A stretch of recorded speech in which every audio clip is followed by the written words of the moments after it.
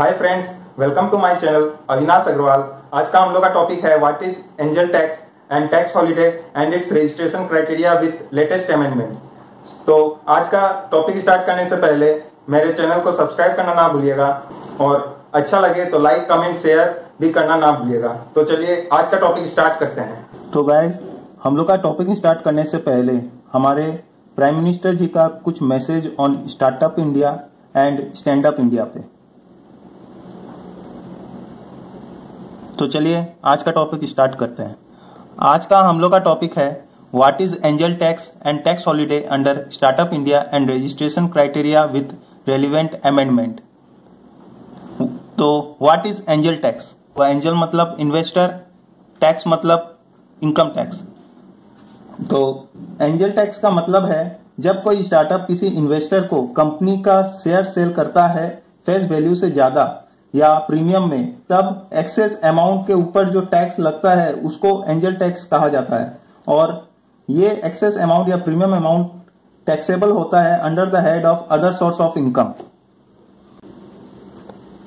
तो अब अपना नेक्स्ट है व्हाट इज टैक्स हॉलिडे। तो टैक्स हॉलिडे का मतलब है कि जब कोई न्यू इंडस्ट्री को सेंट्रल गवर्नमेंट या फाइनेंस मिनिस्ट्री कुछ सालों तक इनकम टैक्स में एग्जेम्प्ट देती है, तब उस एग्जेम्प्ट ईयर को टैक्स हॉलिडे कहा जाता है। और सेंट्रल गवर्नमेंट टैक्स हॉलिडे इसलिए देती है जिससे डोमेस्टिक इंडस्ट्री को डाइवर्सिफाई और डेवलप कर सके। अब आते हैं registration criteria under angel tax. तो अगर कोई स्टार्टअप को एंजल टैक्स बेनिफिट लेना है तब उनको 3 क्राइटेरिया फुलफिल करने होंगे। पहला कि आपका स्टार्टअप DPIIT में रिकॉग्नाइज्ड हो, और दूसरा कि अगर आप कंपनी का शेयर इशू कर रहे हो या शेयर इशू किए हो तब आपके कंपनी का paid up capital and share premium को जोड़कर 25 करोड़ से ज्यादा नहीं होना चाहिए। और तीसरा पॉइंट है कि आपका स्टार्टअप 8 जगह में इन्वेस्टमेंट नहीं किया हो, और वो 8 पॉइंट्स है। पहला और दूसरा को मिलाकर के मैं बता रहा हूं कि ऑर्डिनरी कोर्स ऑफ बिजनेस को छोड़कर आप लैंड एंड बिल्डिंग में इन्वेस्ट नहीं कर सकते हो। और तीसरा पॉइंट यह है कि स्टार्टअप के ऑर्डिनरी कोर्स ऑफ बिजनेस को छोड़कर और जहां लोन और एडवांस देना ही स्टार्टअप का बिजनेस है, उसके अलावा आप लोन एंड एडवांस नहीं दे सकते। और चौथा पॉइंट यह है कि कोई भी एंटिटी को आप कैपिटल कंट्रीब्यूशन नहीं दे सकते। पांचवा पॉइंट है कि शेयर एंड सिक्योरिटीज में आप इन्वेस्टमेंट नहीं कर सकते। और 6th पॉइंट यह है कि स्टार्टअप के ऑर्डिनरी कोर्स ऑफ बिजनेस को छोड़कर आप 10 लाख से ज्यादा के मोटर कार, एयरक्राफ्ट या अदर मोड ऑफ ट्रांसपोर्ट में इन्वेस्ट नहीं कर सकते। और 7th पॉइंट ये है कि स्टार्टअप के ऑर्डिनरी कोर्स ऑफ बिजनेस को छोड़कर आप ज्वेलरी में इन्वेस्ट नहीं कर सकते। और 8th पॉइंट है कि any other asset whether in the nature of capital asset और otherwise of the nature specified in sub clause 4 to 9 of clause D of explanation to clause 7 of subsection 2 of section 56 of the act। और government ने कुछ relaxation दिए हैं, जैसे कि अगर आप नॉन रेसिडेंट या वेंचर कैपिटल कंपनी या वेंचर कैपिटल फंड को कंपनी का शेयर सेल करते हो, तब इनसे जो आपको अमाउंट मिलेगा वो share capital and share premium के एग्रीगेट अमाउंट के कैलकुलेशन से एक्सक्लूड हो जाएगा। और दूसरा है कि अगर आपका स्टार्टअप कंपनी किसी स्पेसिफाइड कंपनी को शेयर इशू करके अमाउंट रिसीव करे तब वो अमाउंट एग्जेम्प्ट रहेगा और share capital and share premium के कैलकुलेशन में नहीं आएगा। और तीसरा पॉइंट यह है कि startup shall not invest in any of the asset specified under para 4(3) sub clause A to H for the period of 7 years from the end of the latest financial year in which share are issued at premium.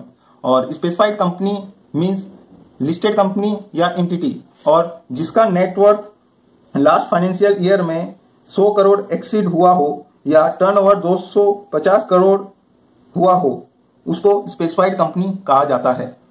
अब अपना next है registration criteria under tax holiday. तो पहला आता है eligible startup और eligible business. तो पहले हम लोग को एलिजिबल स्टार्टअप और एलिजिबल बिजनेस के बारे में समझने होंगे। तो eligible startup means a company और limited liability partnership engage in a eligible business. और eligible business means a business which involve innovation, development और commercialisation of new product, process और सर्विस ड्राइवन बाय टेक्नोलॉजी और intellectual property. उसके बाद है section 80 IAC of the income tax act. Section 80 IAC जो है वो टैक्स हॉलीडे का ही सेक्शन नंबर है। तो अब अपने क्राइटेरिया देखते हैं। तो पहला क्राइटेरिया है कि अगर आपका एलिजिबल स्टार्टअप किसी एलिजिबल बिजनेस से प्रॉफिट एंड गेन करता है, तब आपका एलिजिबल स्टार्टअप को 7 असेसमेंट ईयर में से 3 कंसेक्यूटिव असेसमेंट ईयर तक 100% ऑफ प्रॉफिट एंड गेन का डिडक्शन मिलेगा, subject to the following condition. पहला है कि आपका एलिजिबल स्टार्टअप 1 अप्रैल 2016 के बाद और 1 अप्रैल 2021 से पहले इनकॉर्पोरेट हुआ हो। और दूसरा है कि आपके बिजनेस का टोटल टर्नओवर 25 करोड़ से ज्यादा ना हो। तो अब अपना नेक्स्ट है latest amendment under tax holiday.